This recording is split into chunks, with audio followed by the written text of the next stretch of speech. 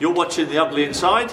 Subscribe below. Welcome to our big match preview. It's the FA Cup third round. I love the FA Cup, but for now our annual fixture with Crystal Palace is postponed for at least one more fixture. So to help me look ahead to the Norwich away game at Carrow Road, I'm joined by a special guest.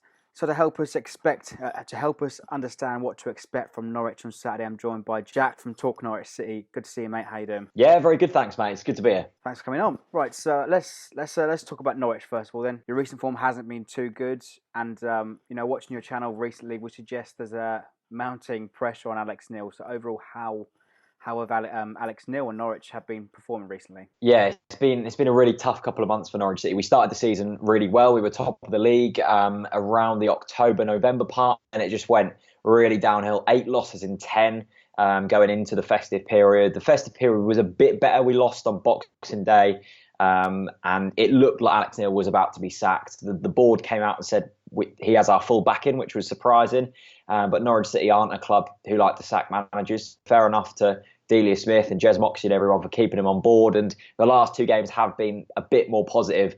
A good 0-0 draw away at Brentford, which we should have won. And then a very convincing 3-0 win over a good Derby side who hadn't been beaten in 10 games. So that was really good. But as you said, it's been a tough couple of months for Norwich City. We're sort of mid-table in the Championship. At one point, we were 7 points clear at the top. So that shows you just that the downturn that we've seen.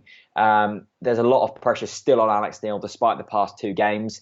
And it's interesting going into this game because, like you, I love the FA Cup, but it's very tough to get excited for a game that we're not going to play all of our players for. Our fans have kind of boycotted the game because of the ticket prices.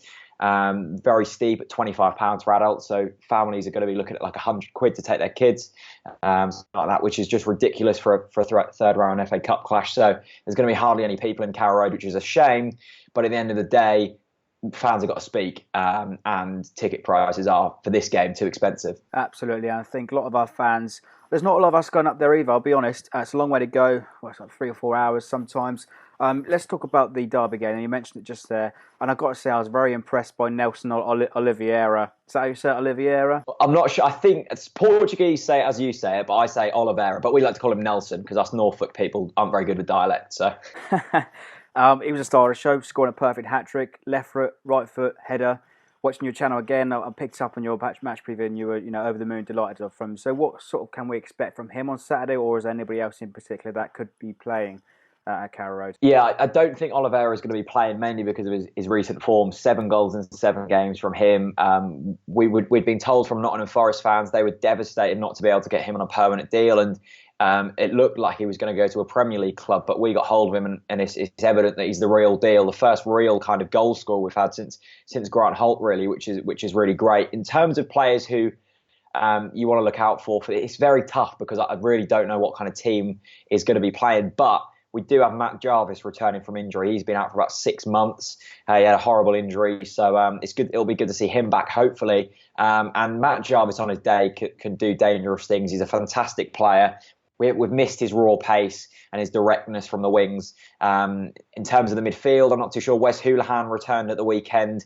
He's a player who I'm sure a lot of Southampton fans are aware of. He's been about for ages and he's still got it at 34 years old. He's ripping it up still. So yeah, there's a few players that you might want to look out for, but going into it, it's very tough to predict what team will even play. And similarly to us, actually, we've seen 5 or 6 changes every single week, and I think we're going to see another rotated team. I don't think our manager even knows his strongest squad.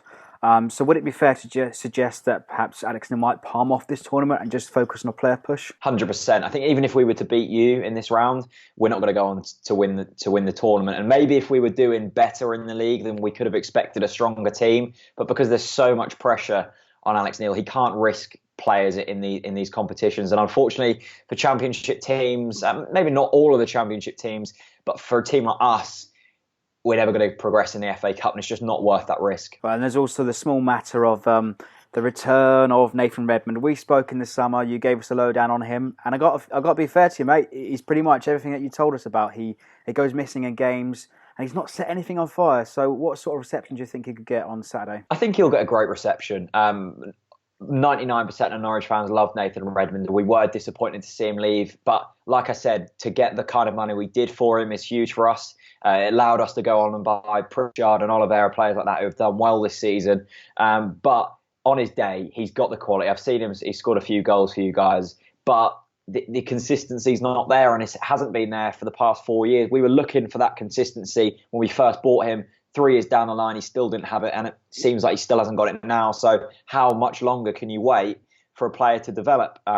He's gone from a sort of that really bright youngster to now, well, he's getting on. He's not getting on, but he's certainly in his prime now, and we're still not seeing the best from him. Well, you guys aren't. So, but no, reception will be great for him. He's well loved at Norwich City. And there's certainly a lot of pressure on the back of him from some of our fans in small pockets. Those groans are starting to become bigger and bigger. But let's wrap things up then, mate.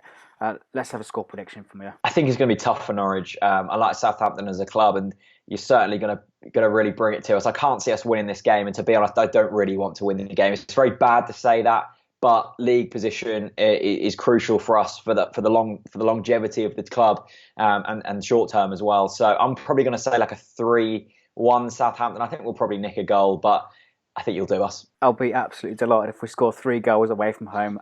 Our away form's been dismal. But that's it from us. Let us know your thoughts in the comments below. Don't forget to head over to Talk Norwich City to check out Jack's content. Doing a great job over there. And as always, don't forget to like, comment and subscribe for more. Thanks, Jack. Thanks very much, mate. Cheers for having me on.